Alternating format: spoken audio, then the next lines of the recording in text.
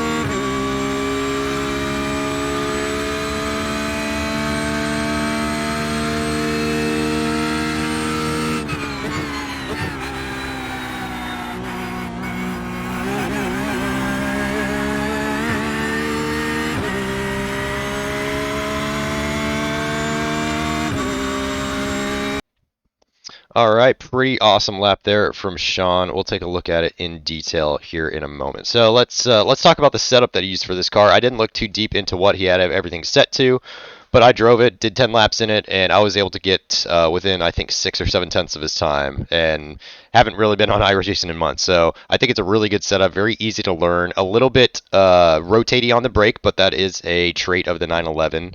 But overall, behaved really well over the bumps, wasn't too oversteery, wasn't too understeery, kind of let me do what I want with the car. So I think he set it up really well for this particular track. It does make it a little bit more rotation prone in some particular corners, but you need that in other places, so I think it's a worthwhile compromise. So let's turn the sound down really quick in iRacing, and we'll take a look at this lap. So approaching turn 1 down here, we're going to aim our car over here to the right-hand side. The pit wall will kink out here to the right. We want to stay parallel with it as it kind of tracks away from the inside of turn 1.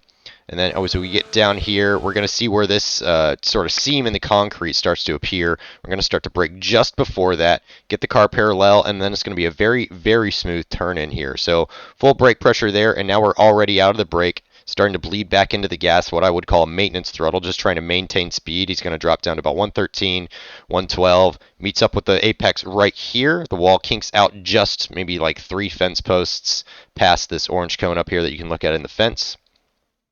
And then back into full throttle here, and he's going to stay full throttle all the way here to the outside. Still got a good amount of steering angle in, and this steering angle is going to be varied throughout this area. I was getting a lot of oversteer trying to get the car to meet up with this exit curb, but he seems to manage with it okay, but so just keep track of that. If you have too much steering angle in to start with, that's probably going to result in oversteer, so I'm going to blame that on myself while I was running my laps. But either way, he makes it just out to this curb. It's going to take a little bit of dirt here on the outside, but it's okay to stick to off as long as you come back on nice and quickly. It won't cost you anything, and you won't pick up an off track. So totally okay there. And now setting up for turn 2 right here, and then into turn 3. So we're going to look for just past these 3 cones. He's going to get into brake pressure, so already at full brake pressure, and then a very early turn in. So just a couple car lengths after the last cone here, we're going to start our turn in, and you want to be sort of on the inside of the darker portion of the road in this example. And then he's going to meet up with what feels like the apex very early here, but he cuts it quite a bit, and I like this move because what it lets you do is really shorten this distance here while still maintaining a really high entry speed. You can take the curb here because we don't have a big movement that we need the car to be settled for immediately afterwards. So as soon as it lands, you're going to start to turn right again, which is pretty much exactly what it does. So there it's settled. Now he's already turning right, taking a lot of curb on the right-hand side, and then get the car pointed over to the right, and probably want to point right about that telephone pole if you want to look out there. I generally just look at the corner itself and just know that I need to enter really wide here and have a very smooth steering action to get the car into the corner. So picking his starting steering angle, feeding in a little bit more on throttle before he meets up with the apex. You do not want to be on top of the curb here on the inside. That will really cost you on the X of this corner. We want to be aiming for just where this high part of the curb meets the flat part of the curb on the outside. We want to get on the curb just before it sort of dips over here. And so starting to open up the steering wheel here. Boom, meets up with the curb, about a car length to go before it drops down.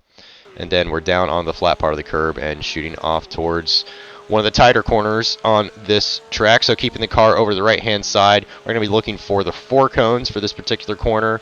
So 4 cones coming up there, and we're into the brake pressure. It's going to be a nice threshold brake. I think Sean briefly hits 100%, but then he comes back out of it. You really don't want to be in the ABS all that much on this car. It's going to cost you turn-in, it's going to cost you lap time, it's going to cost you front tires, and nobody wants any of that. So a nice threshold brake here, so up to 100, and then he backs off of it again to get it right back in that sweet zone. And then right as this tarmac changes here, just past it is where we're going to start our turn-in. So we're about a car length beyond it, and we've just started to turn the steering wheel into the corner here. Very smooth and progressive off the brake. Don't get 2 tires here on the inside. It's going to cost you a little bit here, and you have to get the car straight enough to where you can just take a little bit of grass here on the outside of the little kink back to the left here. So steering wheel straight there. Want to keep the right-hand side tires on the concrete. It's okay to dip 2 off in the grass there. And then just minimizing the distance corner to corner from this point on up through the gears. And this one we're looking for just past the 3 cone here. So 4 cone, or is it just before the 3 cone? Yeah, it's just before the 3 cone. So call that 3.5. And so we're braking full brake pressure at 3.5 cones there, up to 90% or so. And then pretty much right just past this last cone is where we're going to start our turn-in, start to trail off the brake. Don't want to take too much curb here on the inside, and in fact, I think this is a pretty hard curb to hit anyways. The car just naturally tends to drift out wider than you expect here, but we want to leave some space here on the exit, about half a car's width or so, and then we're going to cut right back over to the left. Sean takes a lot of curb there on the inside. This car can handle it no problem. No need to lift out of the power either, and he stays on a nice tight line through the rest of this corner to set him up really well. For the sharp right-hander that's, I think, particularly tricky. And so he doesn't even have the car straightened out yet, and he's already starting to get in the brake. It's going to be braking what feels like pretty early for this corner. So we're looking for the 3 cones here. Going to brake before the 3 cones into full brake pressure, meet up parallel with the exit curb, and pretty much as soon as we got to that exit curb, or sorry, the entrance curb on the outside, we're going to start our turn-in. Don't want to take too much curb on the inside here. It can upset the car. You can set your car up to take this curb really nicely if you want to. It's probably going to cost you in other areas. So the amount Sean takes here seems to be right about the right amount. And then into full throttle very quickly. Use up just about every single inch of curb here on the outside that they let you get away with. Don't stick too off in the dirt. It's going to cost you. You've got a long run of full throttle action from this point forward. So now it's just about taking the curbs and minimizing the distance again. So miss this first curb just a little bit and can kind of maintain one steering angle until we get to right here. There's sort of a crown in the curb here. We want to get the left-hand side tires up over that crown. It's going to set up us perfect for that next braking zone. So up over it. Now we're already parallel with it. We can get the car nice and stable before we hit the brakes right at about that 3 cone marker. So into full brake pressure. We're going to bleed out of it pretty quick and turn in just before this cone here. So nice, easy trail braking. Very easy if you carry too much brake into this corner and too deep brake into this corner to get a lot of rotation in the car, and you'll probably oversteer and potentially spin the car on the exit. So the right amount of trail brake is very necessary for it. Don't trail brake enough, it's going to understeer. Trail brake too much, it's going to oversteer. There's a happy medium. So we'll take one other look at Sean's trace here in half speed. And let's go quarter speed here. So holding about 20% pressure there, 10% pressure, 5% pressure, and then he's out of it, and then he's into maintenance throttle as he meets up with the curb there. So that's probably about right.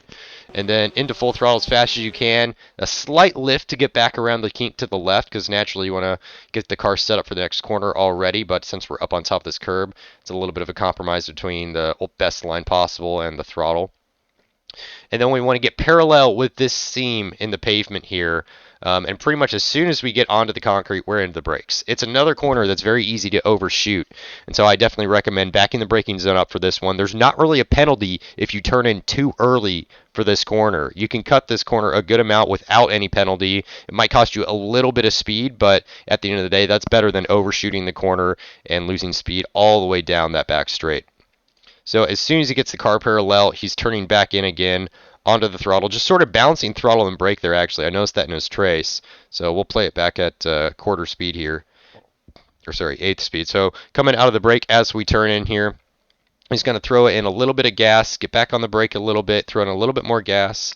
Might be one extra little brake action. Just trying to get the car balanced to meet up with the apex really well. That's a really difficult thing to do, so credit to Sean for doing that well. Most people teach you not to do that, but if you can make it work like this, that's pretty good in my book. And then we're going to use absolutely every single inch here on the outside of the track, tracking out nicely, of course, full throttle at this point, and using absolutely every single inch. Don't want to stick too off in the dirt. It's going to cost you a little bit of time, but that's the absolute perfect line for this. And then down to Sunset Bend, last corner of the track.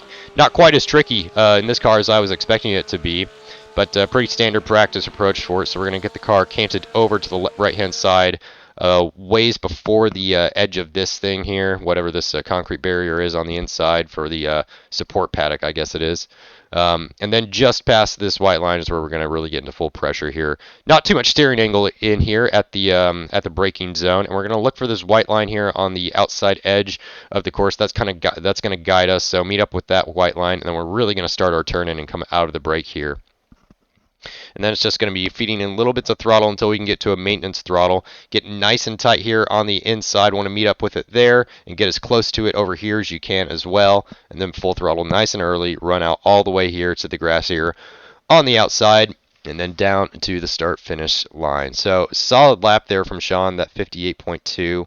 If you guys have any other questions, feel free to throw them in the Discord. Probably ask Sean. He might even be a better resource than me on this.